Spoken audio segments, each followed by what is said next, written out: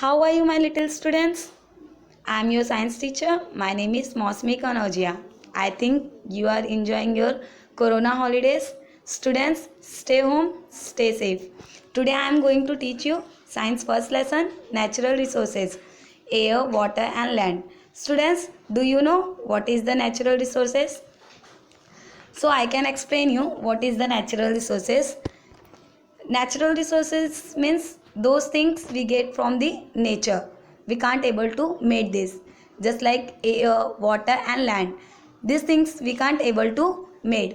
That's why कभी हमें कहा भी जाता है कि ज़्यादा वाटर नहीं यूज़ करना चाहिए, ज़्यादा वाटर वेस्ट नहीं करना चाहिए, लिमिट में यूज़ करना चाहिए, because it is a limited and it is get from the nature. Air है तो एयर के लिए भी कहा जाता है कि ज़्यादा पॉल्यूशन नहीं करना चाहिए ताकि हमारे हेल्थ के लिए भी ठीक रहे और इन्वायरमेंट भी कैसा रहे, फ्रेश रहे. लैंड है तो लैंड के बारे में भी हमें टीचर्स बताते हैं कि स्टूडेंट्स सॉइल इरोशंस होता है, हम ज़्यादा फर्टाइल यूज़ करते हैं तो भी लैंड ख़राब होती है. तो that is the natural resources. हमें इसे हमारे लिमिट के जितना ही यूज़ करना चाहिए. Students, shall we start our lesson. See diagram 1.1 spheres of the earth. First of all, we can understand what is this diagram. See, first topic is a lithosphere, hydrosphere and atmosphere. Lithosphere means, students, lithosphere, this is the lithosphere, hydrosphere, lithosphere and atmosphere. Lithosphere means, students, land जिस पर हम रहते हैं. Hydrosphere means water, जिसमें water animals रहते हैं, aquatic animals रहते हैं. एंड एटमॉस्फेयर मीन्स जिस पर मतलब पूरा एटमॉस्फेयर जिसमें हम क्या करते हैं, लीव करते हैं. तो ये सारी चीज़ें किस पर डिपेंड करती हैं, नेचुरल रिसोर्सेज पर ही क्या करती हैं, डिपेंड करती हैं. Students, shall we start our natural resources. You can see that some things in the picture are in the water. You can see easily there is a fish in the water and boat is also on the water. Some lands means lands भी वहाँ पर है जहाँ पर काव क्या कर रही है, चल रही है. ट्रीज है, माउंटेन्स है. And sun in the sky, और कुछ ऐसे हैं जैसे कि बर्ड्स हैं तो वो क्या कर रहे हैं, स्काई पर फ्लाई कर रहे हैं. That is the air. मतलब ये जो सारी चीज़ें हैं ये किस पर डिपेंड है, only and only air. Thirds, all this things on the earth associate with air, water and land. मतलब जितने भी लिविंग थिंग्स है, बायोटिक और अबायोटिक फैक्टर्स हैं, ये सारी चीज़ें किससे एसोसिएट होती हैं, एयर, वाटर एंड लैंड पर ही एसोसिएट होती हैं. Air, water and lands are called as earth atmosphere. और ये जो तीनों चीज़ें हैं, एयर, वाटर एंड लैंड, ये तीनों को मिला करके क्या मतलब बनता है, atmosphere. Hydrosphere and lithosphere respectively, जैसे मैंने आप लोगों को अभी थोड़ी देर पहले डायग्राम में एक्सप्लेन किया. Moreover, different living things occupy this 3 spheres on the अर्थ. मैंने आप लोग को थोड़ी देर पहले भी बताया कि जैसे कि एयर हुआ, कुछ लिविंग थिंग्स क्या होते हैं, ऑर्गेनिजम्स एयर में रहते हैं, कुछ लिथोस्फेयर मीन्स ज़मीन पर रहते हैं और कुछ पानी में रहते हैं. This living things and the part of the lithosphere, hydrosphere, atmosphere which they occupy are the together is called as biosphere. Means जो ये सारी चीज़ें मिला करके जो एक मतलब एटमॉस्फेयर बना है, ये सारी चीज़ों को क्या मिला करके क्या कहा जाता है, biosphere. This sphere have formed to the earth naturally. और ये जो स्पेयर्स बना हुआ है ये क्या है, अर्थ मतलब have to the form to the naturally, ये सारी चीज़ें क्या हुई है, अर्थ पर बनी हुई है. We have to learn all in this previous standard. आप लोगों ने ये सारी चीज़ें प्रीवियस स्टैंडर्ड में स्टडी की होंगी. Atmosphere is the layer of air that surrounding of the earth. Do you know students कि जो एटमॉस्फेयर है वहाँ पर एयर क्या है, हमारे अर्थ के सराउंडिंग में प्रेजेंट होती हैं. The surface of the earth comprises waters and land, that is the hydrosphere and lithosphere. मैंने अभी आप लोगों को थोड़ी देर पहले डायग्राम में एक्सप्लेन किया. Of the hydrosphere occupy to the much large part of the lithosphere. जो हाइड्रोस्फेयर है स्टूडेंट्स वो लिथोस्फीयर पर क्या है, ज़्यादा है। जैसे मैं आप लोगों को बताती हूँ, जैसे हमारा अर्थ है, तो अर्थ को पहले क्या बोला जाता था, ब्लू प्लैनेट भी कहा जाता है अर्थ को। क्यों? क्योंकि अर्थ पर 71% ऑफ क्या है, वाटर प्रेजेंट है।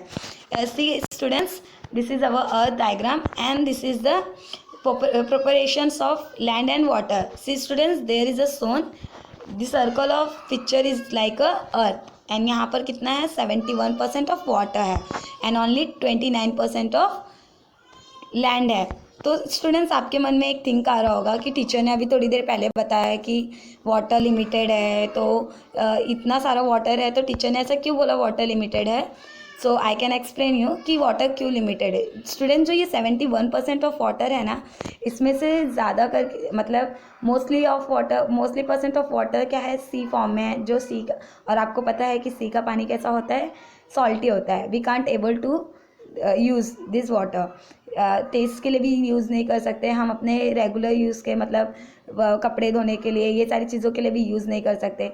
फिर कुछ वाटर्स कैसे हैं, अंडरग्राउंड है।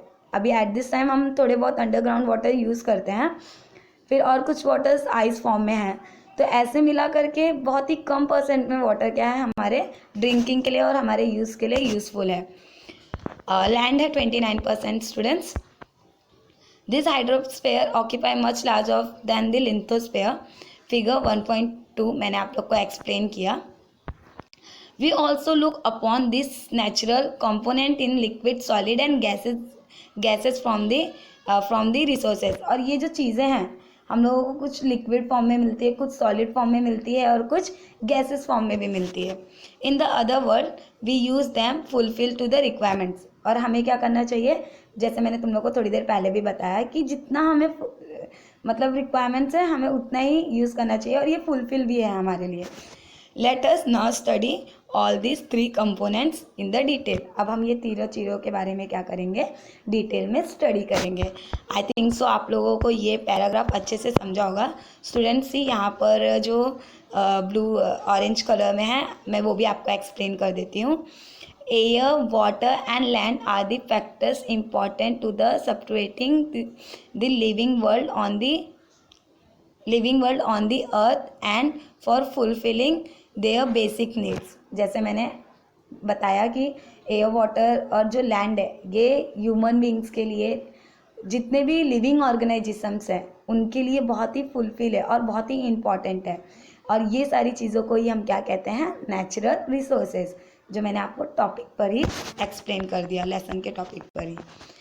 Now we are start from the air. Our first topic is air. Listen students, air दिया हुआ है, एयर मीन्स हवा। क्वेश्चन भी दिया हुआ है, what are the 5 layers of the atmosphere, पूछा है, तो हम अभी बताएंगे इसका आंसर। पहले हम ये एयर के बारे में पढ़ लेते हैं।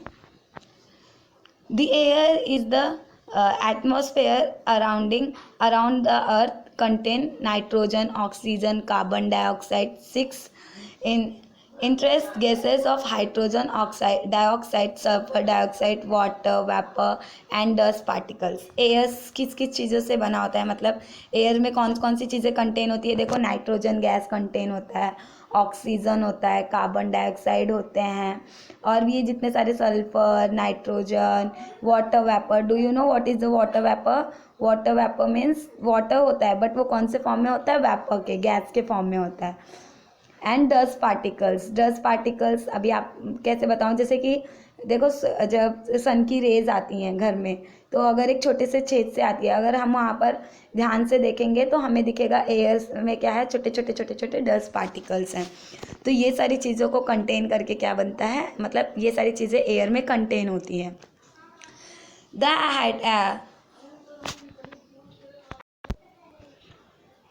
The troposphere contain about 80% of the total mass of gases in the air। Means air के गैसेस में ट्रेट्रोस्फेयर कितना होता है, टोरोस्फेयर कितना होता है, 80% होता है। और जो ये ट्रोस्फेयर से स्टूडेंट्स, ये क्या है, एकदम लोअर फर्स्ट लेयर है अर्थ का, मतलब फर्स्ट एटमॉस्फेयर का लेयर है, जो 80% होता है एयर में। While the proportions of the 90% of stratosphere, मतलब ये सेकेंड जो सेट्रोस्फेयर है स्टूडेंट्स, ये क्या है, सेकेंड लेयर है एयर का अर्थ पर। ये कितना होता है एयर में कंटेन, ओनली 90% होता है. Rather in the mesosphere and ionosphere and the proportions of the mass gases goes to the decreasing. फिर धीरे धीरे क्या होता है, ये चीज़ों का मास क्या होता है, धीरे धीरे डिक्रीज होते जाता है. Gases are not found to the exospheres of the beyond. और ये गैसेस मतलब ये सारी गैसेस इसमें फिर क्या होती है, नहीं पाई जाती हैं. You can see the that air is a mixture of the several gases and chief content of the earth atmosphere. और जो सर्वल गैसेज होती है वो कैसी होती है, बहुत चीप मतलब बहुत कम क्वांटिटी में ये क्या होती है, एटमॉस्फेयर में अर्थ के मिक्स होती है. Beside, first of all, see students this diagram, then you can easily understand. 1.3 proportions of the various gases in the air. First of all, you can see the nitrogen gases is a 78% in the our atmosphere and air. Carbon dioxide gases only 0.03% and other continent gases कितना है air के अंदर 0.07%. Argon कितना है students, argon कितना है 0.9% and oxygen कितना है टोटल 21% है. और आपको पता है ऑक्सीजन बहुत इम्पॉर्टेंट है हमारे लिए. जैसे कि ज़्यादा करके क्या कहा जाता है, हमें पेड़ लगाना चाहिए, ट्रीज़ लगाने चाहिए. क्यों? क्योंकि हमें अगर इस अर्थ पर रहना है तो ऑक्सीजन बहुत ज़रूरी है. एक बार हम कुछ दिनों तक खाना नहीं खाएंगे तो भी ज़िंदा रह सकते हैं, पानी नहीं पिएंगे तो भी हम ज़िंदा रह सकते हैं, लेकिन अगर हमें एयर ना मिले तो हम मिनटों में क्या हो जाएंगे, मर सकते हैं, हमारी डेथ हो सकती है. इसलिए कहा जाता है कि अर्थ को जो लाइव करने वाला है, ज़िंदा रखने वाला है, वो क्या है, ऑक्सीजन है. इसलिए हमें क्या करनी चाहिए, ट्री लगानी चाहिए. तो स्टूडेंट्स जो ये पैरा है उसमें यही बताया है कि गैसेस में ये सारे गैसेस, एयर में ये सारी गैसेस कंटेन हुई रहती हैं. बट जो थोड़ी बहुत गैसेस हैं, जो ज़्यादा करके अदर कॉन्टिनेंट्स हैं गैसेस के, वो 0.07% ही प्रेजेंट होता है. Beside these gases are also contain water vapor and dust particles. Means ये गैसेस किससे कंटेन बनी हुई रहती हैं, वाटर वेपर से भी बनी हुई रहती हैं, डस्ट पार्टिकल से भी बनी हुई रहती हैं. This amount of the gases in the air is the greatest near by the surface and decreasing as we go higher and higher from the surface. जैसे जैसे हम मतलब ये क्या करते हैं, अर्थ के सरफेस से जैसे जैसे ये ऊंचा होते जाता है गैस, मतलब अर्थ का सरफेस जैसे जैसे ऊंचा होते जाता है एयर का, सॉरी मैं थोड़ा सा जो अर्थ है उससे जो एयर का सरफेस है, जैसे जैसे वो सरफेस ऊंचा होते जाता है स्टूडेंट्स, वैसे वैसे ये जो कंपोनेंट है, कॉन्टिनेंट्स है, इनकी जो नंबर्स होते हैं उसके अंदर से क्या होते जाते हैं, धीरे धीरे डिक्रीज होते जाते हैं. That is air becomes rare in a higher altitude. इस वजह से देखो, जैसे कोई माउंटेन पे जाता है या फिर हाँ माउंटेन पे जाता है तो उसे क्या करना पड़ता है, ऑक्सीजन का सिलेंडर वो अपने साथ लेके जाता है.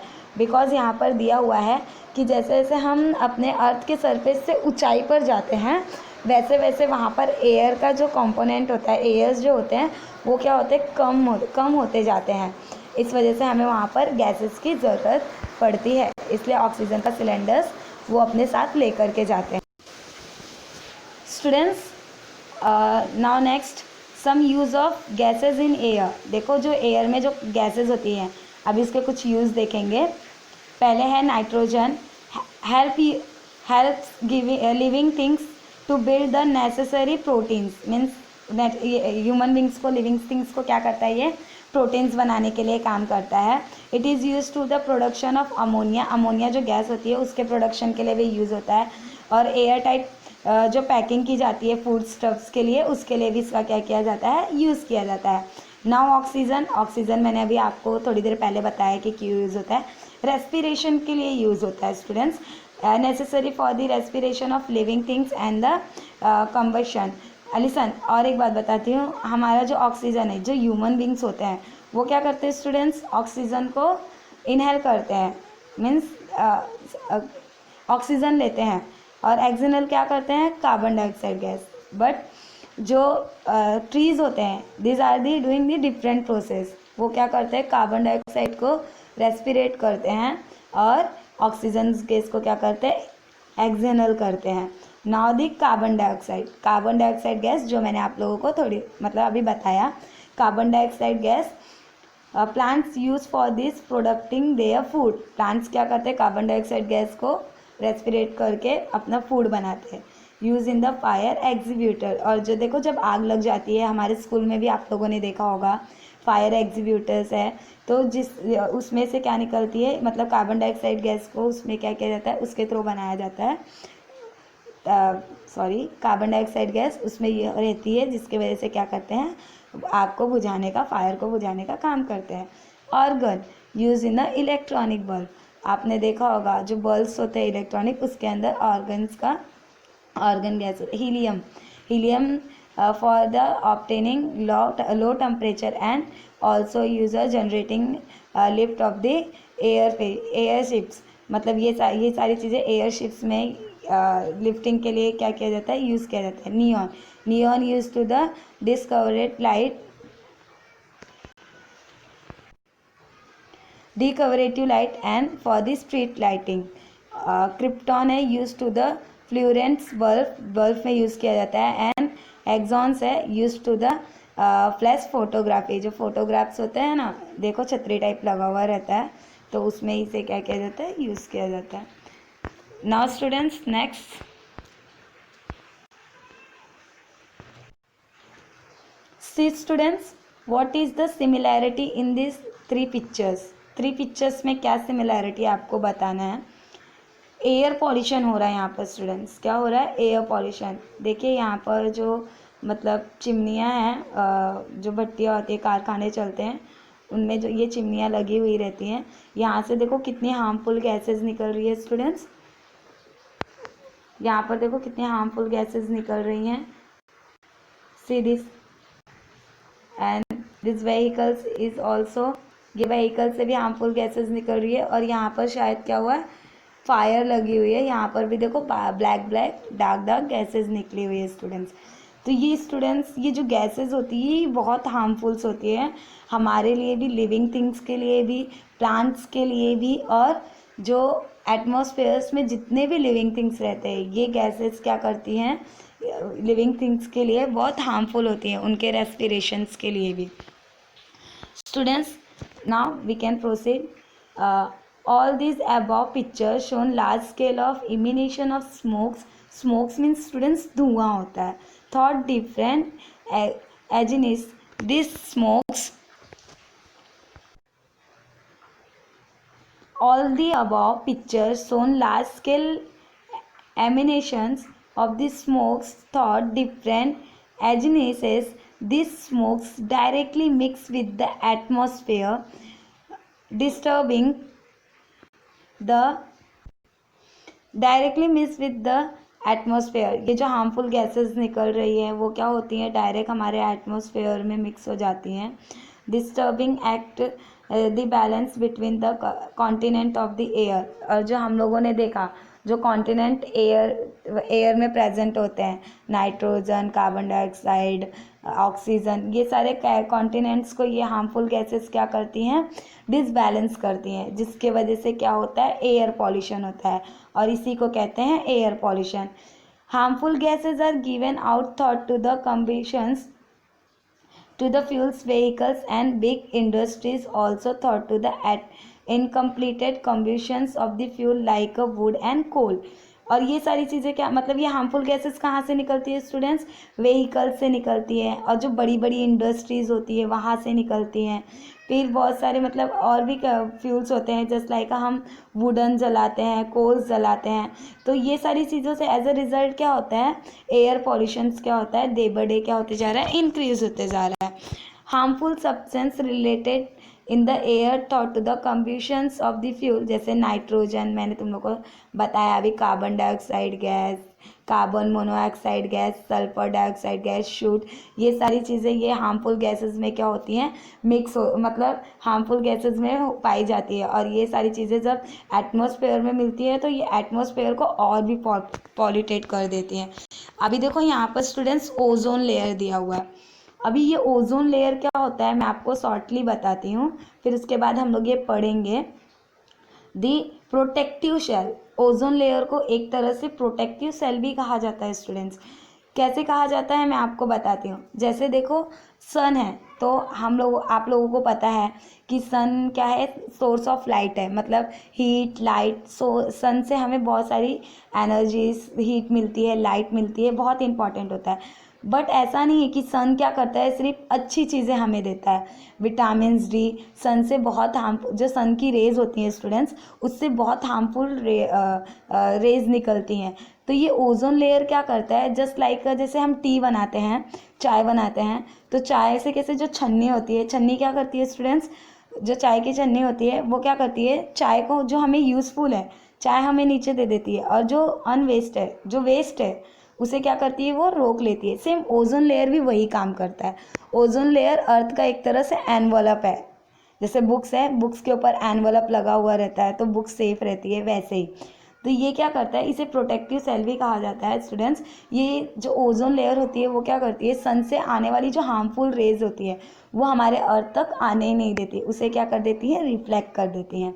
तो अभी हम ओजोन लेयर के बारे में क्या करेंगे, स्टडी करेंगे। There is a layer of ozone, जिसे O3 कहते हैं, gas in the lower part of the stratosphere. मतलब ये सेट्रोस्फेयर के लोअर पार्ट में क्या किया जाता है, पाया जाता है। स्ट्रेटोस्फेयर्स के ozone gas is a not directly useful for the survival to the living things. मतलब ये हमें डायरेक्टली यूज नहीं होता, yet it is very important to the living things have to the layer of ozone higher altitude around to the earth. मतलब ये सन से आने वाले हाई टेम्परेचर, हायर चीज, मतलब हायर हीट्स को क्या करती है, हम तक पहुंचने से रोकती है। द अल्ट्रा, देखो मैंने बताया था ना, हार्मफुल रेज निकलती है, तो ये देखो ये अल्ट्रा वायलेट रेज है coming from the sun, this is very harmful for the living things. तो ओजोन लेयर क्या करती है, ozone layer gas was to the absorb this layer. मतलब ये लेयर क्या करती है, जब वो अल्ट्रा वायलेट रे आती है ना, तो वो उसे अर्थ तक नहीं पहुंचने देती, वो उसे क्या करके रखती है, एब्जॉर्ब कर लेती है अपने में ही, ताकि वो अर्थ तक ना पहुंचे। एज अ रिजल्ट ये क्या, इसीलिए इसे क्या कहा जाता है, the life of the earth is protected. मतलब ये अर्थ की लाइफ को क्या कर रही है, प्रोटेक्ट करने का काम कर रही है। The ozone layer is destroy it chemical gases to the carbon. और देखो ये जितने भी, ये ओजोन लेयर क्या है, ये जितने भी हार्मफुल गैसेज होते हैं, chlorofluorocarbons and the contributors and refrigerators mix with the air. मतलब ये सारी चीज़ों को क्या करती है, डिस्ट्रॉय करने का काम करती है। This 16 September is the celebrated of ozone protection day. जो 16 सितंबर होता है स्टूडेंट्स, उस दिन क्या किया जाता है, ओजोन प्रोटेक्शन डे के जैसे टीचर्स डे होता है, वैसे ये भी डेज क्या किया जाता है, सेलिब्रेट किया जाता है। All over the world the make everyone aware of the importance of the ozone. और सबको क्या करना चाहिए, इसके बारे में, ओजोन लेयर के बारे में सोचना चाहिए और उसे प्रोटेक्ट करने का काम करना चाहिए। अभी सोचेंगे तो कैसे सोचेंगे स्टूडेंट्स, वहाँ पर जा कर के हम कुछ करने वाले हैं नहीं, हमें एयर पॉल्यूशन क्या करना पड़ेगा, कम करना पड़ेगा। तो ओजोन लेयर क्या हो जाएगी, अपने आप ही कम होती जाएगी।